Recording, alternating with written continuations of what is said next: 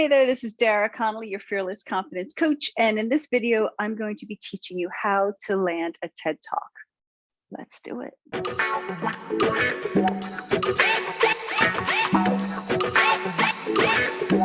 Okay, let's jump right in because I'm so excited to give you this content. If you're new to me, I'm Dara Connolly, TEDx speaker. I've been invited to speak on 4 TED Talks that I applied to 4, got invited to 4, and now I'm coaching others to the stage and can help you as well.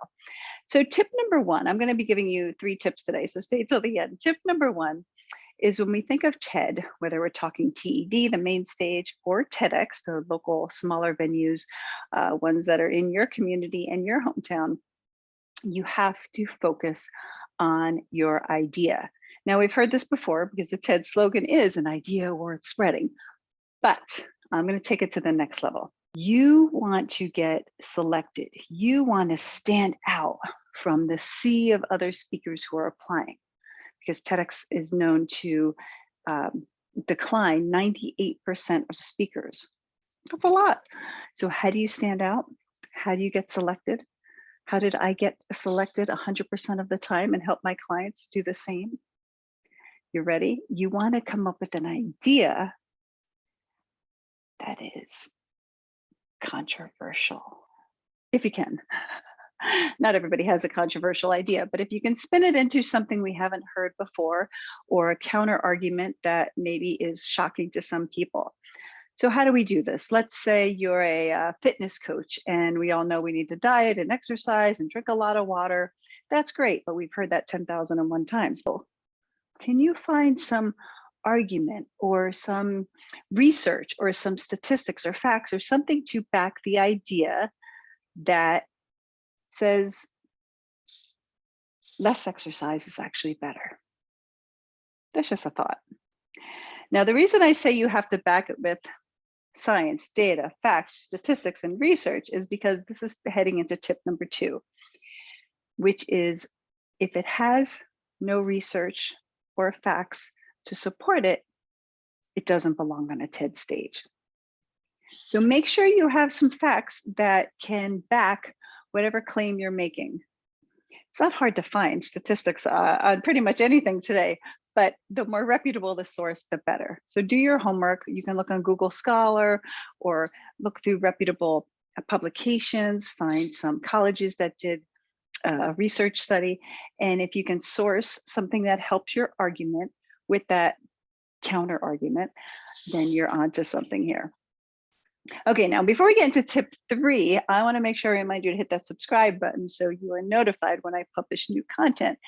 And take a peek after this video at DaraConnollyCLUB, the link below, where there's a plethora of videos specifically on how to be a TEDx speaker and to get your message on the stage. There's so much more that I'm going to teach you that's not covered in this short video today. But for tip 3, because TEDx, this is important when we're talking TED Talks, you have to establish that you are the expert. All of you are experts on something. You have something that you know a lot of. You've spent your whole life learning some skills, hopefully, and you have lessons you can teach others. So how you can support this, that you are the expert, is important. We have to convey that to the curators. Now, I like to take my tips to the next level, and here's what I'm going to suggest to you. This is like the bonus tip. The more creatively you can establish yourself as the expert, the more likely you will stand out from the group. So what can you do that's different than everybody else? You know, there really is no limits to what you can do on that TEDx stage, as long as you don't break their rules of no political, no hate speech, nothing religious, etc.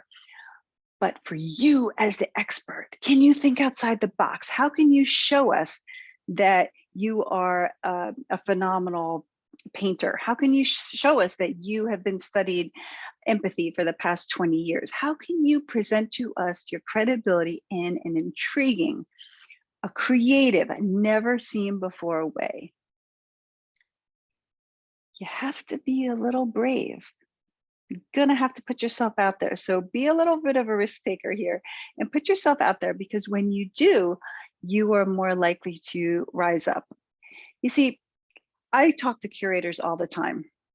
As a speaker, they contact me, I contact them. We have this mutual relationship. I speak to TEDx curators all the time. And I know they decline a lot of applications. And so I've asked them over the years, why do you decline? What is the things that make you go, nope, and on to the next one? And they all have different answers, but sometimes there's some similarities. And what they'll say is things like,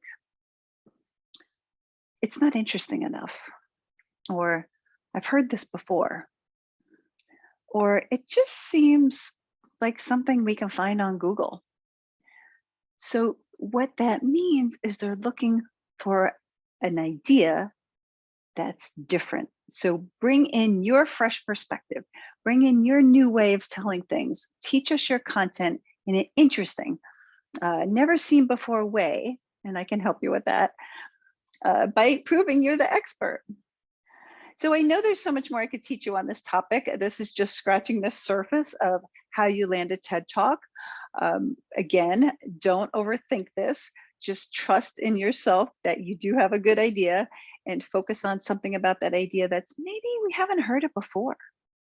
And then take it to the next level by backing it with facts and data, because otherwise it's just your opinion. And then the third step is to present it in a clever, humorous way. And really, there's no limits on this. So if you need a little bit of help with this, reach out to me, because I'm really excited to coach you to the TED stage, as it helped me launch my career and really go to the next level. So now that I've taught you how to land a TED Talk, you're going to want to stay tuned for my next video, which is how to speak on TEDx. So until then, see you in the next video. You are amazing.